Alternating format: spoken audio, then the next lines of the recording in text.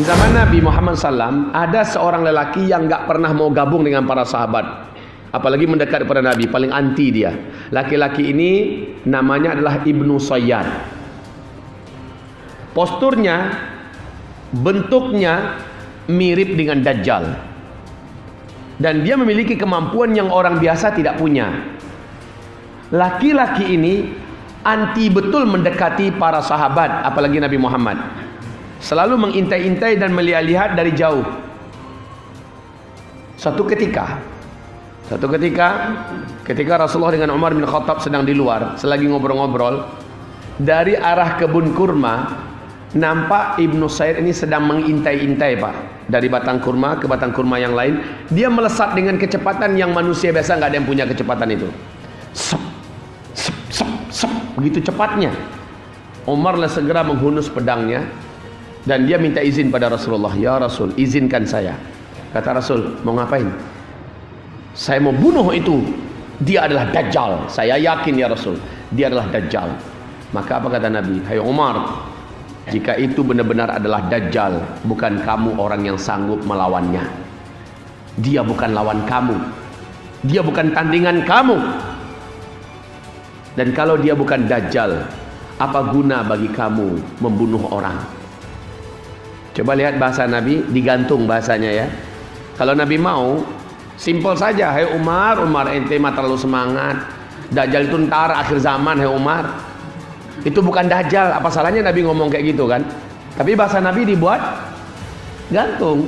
Kalau itu Dajjal, kamu bukan lawannya. Kamu kagak ada apa-apanya Umar.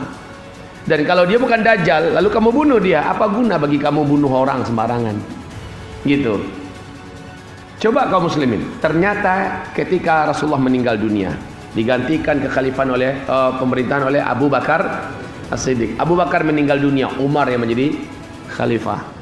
Menjelang Umar meninggal dunia, setelah dia ditusuk 9 kali tusukan yang itu menjadikan kematiannya, Umar masih berkata, demi Allah, saya yakin betul Ibnu Sayyad itu adalah Dajjal.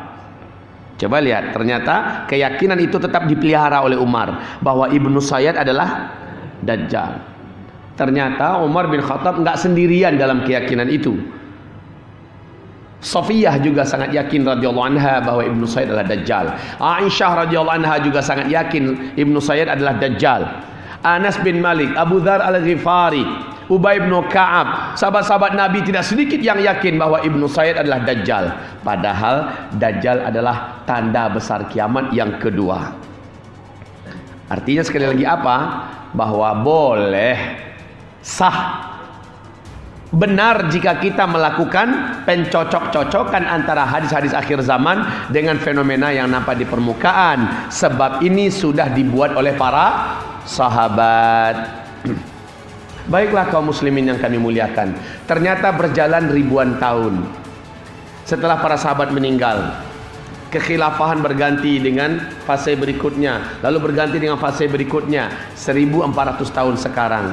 Ternyata belum kiamat-kiamat juga, kan gitu kan? Maka Masya Allah, ternyata di zaman ini hadis-hadis tentang akhir zaman yang diceritakan Rasulullah saling berlomba memaksakan diri, ibaratnya menampakkan diri untuk memberitahu kepada orang banyak, inilah akhir zaman. Saya akan buktikan nanti insya Allah ta'ala. Dan ini sesuatu yang sulit untuk kita bantah, Pak. Di zaman sahabat nggak ada. Adanya semua di zaman kita. Dan itu saling berpacu berlomba-lomba menampakkan diri. Seharusnya semangat meyakini akhir zaman itu harusnya adalah kita. Lalu total dalam beramal, total dalam beribadah, total dalam hidup lebih soleh. Harusnya kita, karena tanda-tanda itu nyata nampak di zaman kita semuanya. Saya contohkan pertama, hadis sahih Imam Muslim. Hadis ini diceritakan oleh Umar ibn Khattab radhiyallahu anhu. Bainama nahnu julus inda Nabi sallallahu alaihi wasallam. Saat kami sedang duduk-duduk bersama Rasulullah sallallahu alaihi wasallam, sedang enak ngobrol-ngobrol ngelilingi Rasulullah. Idh tala'a alaina rajul syadidu sawadi sya'r, syadidu bayadi thiyab. Tiba-tiba saja muncul ke tengah-tengah kami seorang lelaki yang asing, sangat hitam, rapi dan tersisir rambutnya, sangat putih jubahnya, la yura alaihi athar safar, enggak nampak bahwa dia baru saja habis menempuh perjalanan jauh. Dulu kan enggak ada mobil Pak, enggak ada pesawat. Harusnya kalau bekas tanda safar, mukanya kusam, rambutnya acak-acakan, bajunya lusuh dan seterusnya. Ini enggak nampak, bersih kayak orang baru keluar dari salon. Rapi banget. La ya'rifuhu minna ahad. Tidak seorang pun di antara kami kenal dengan laki-laki itu. Sangat pede betul gayanya, langsung duduk tepat di depan Nabi sallallahu alaihi wasallam. Fajalasa ila Nabi sallallahu alaihi wasallam, dia duduk di tepat di depan Nabi. Fa asnada rukbatayhi ila rukbatayhi, kedua lututnya dia adu dengan kedua lutut Nabi. Wa wada'a kaffayhi ala fakhidhayhi, kedua telapak tangannya dia letakkan di atas kedua paha Nabi Muhammad sallallahu alaihi wasallam. Faqal, langsung to the point. Enggak pakai babi bu Pak, enggak pakai introduce, my name is, enggak perlu. Dia langsung saja ngomong, ya Muhammad, akhbirni anil Islam. Muhammad, Islam itu apaan sih? Maka Nabi menjawab dengan rukun Islam yang 5. Setelah Nabi menjawab, al-Islamu an tashhada an la ilaha illallah wa anni rasulullah wa tuqimas shalah wa tu'tiyaz zakah wa tasuma ramadan wa tahujjal baita in istata'ta ilaihi sabila. Setelah Nabi menjawab begitu, apa kata laki-laki ini? Sadaqta, bagus, jawaban engkau benar. Fa'ajibna lahu yas'aluhu wa yusaddiquh, kata Umar. Heran kami dengan orang ini. Dia yang datang, dia yang bertanya, dijawab Nabi, dia yang membenarkan jawaban Nabi. Siapalah ni orang sebenarnya? Lalu dia bertanya lagi, akhbirni anil iman, kabarkan kepadaku tentang iman. Apa itu iman? Maka Nabi menjawab dengan rukun iman yang 6. Al iman an tu'mina billah wa malaikatihi wa kutubihi wa rusulihi wal yawmil akhir wal qadari khairihi wa syarrihi. Sekali lagi setelah Nabi menjawab dengan rukun iman yang 6, laki-laki ini berkata, sadaqta, bagus, jawaban yang ini juga tepat. Lalu dia bertanya tentang ihsan. Nabi menjawab, ihsan itu adalah anta'budallah ka'annaka tarah fa in lam takun tarah fa innahu yarak. Ihsan itu adalah engkau di dalam hidup ini menyembah Allah, sementara engkau merasa langsung sedang melihat Allah. Tukang Pak kalau lagi kerja membangun, tukang bangunan lagi kerja, ada bos majikan yang rumahnya sedang dibangun di situ. Si tukang melihat bahwa bosnya sedang perhatikan, dan dia juga bisa melihat si bosnya. Kira-kira menurut Bapak Ibu, maksimal nggak si tukang memperlihatkan kerjaan yang terbaik? Maksimal. Itu disebut dengan ihsan. Kalau engkau dalam hidup ini bisa menyembah Allah dalam hidup ini, sementara engkau yakin engkau seolah sedang melihat Allah, maka engkau sedang ada di puncak ihsan. Fa in lam takun tarahu fa innahu yarak. Minimal jika engkau belum sampai ke level itu, engkau hidup menyembah Allah Subhanahu wa taala di kehidupan dunia ini, sementara engkau merasa sangat yakin Allah sedang terus melihat kepadamu. Ini level ihsan yang standar.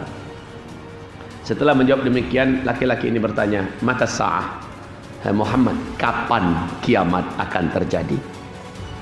Kemana-mana engkau cerita kiamat sudah dekat, kiamat sudah dekat, sehingga semua kami yakin kiamat itu seolah akan terjadi di zaman kami. Tahun berapa sih? Bulan berapa? Tolong exactly-nya itu kapan?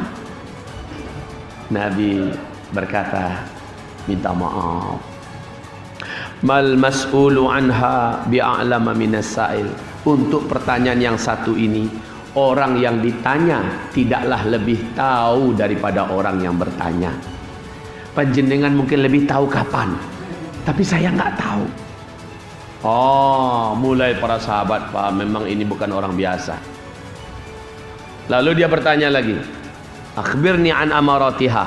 Awas, jawaban Nabi mengatakan saya tidak tahu. Ini adalah akidah kita semua, akidah ahlus sunnah wal jamaah sampai hari kiamat, bahwa tidak ada selain Allah di langit dan di bumi seorang pun makhluk yang tahu kapan kiamat akan terjadi.